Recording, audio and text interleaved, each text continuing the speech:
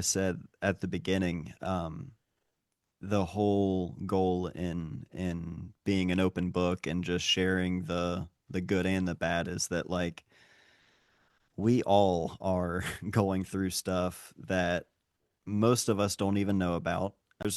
People aren't entitled to know everything about everyone's life, but I try to share any of that in hopes that people can see like they're not the only ones going through that kind of stuff. Like I've dealt with anxiety and depression since I was a kid, and uh, oftentimes it was even the more frustrating because I felt guilty over it because I was like, I have a great life. I want my closest friend, someone who is like a brother to me that lived next door, um, practically lived with us because his home life was not good. And I saw firsthand, um, I was always aware of like, man, I'm this anxious all the time.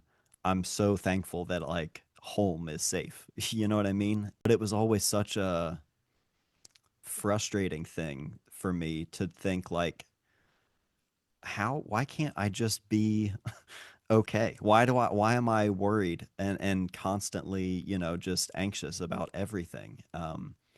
But the more I've shared in that, the more I've realized that that's not I'm not the only person who has experienced that, and that's not unique to my childhood, to my upbringing, my race, my anything. Everyone struggles with that kind of stuff. At the end of the day, we're people, and that's where the connection really is. And if photography can be a vehicle to tell those stories for that connection, then all the better.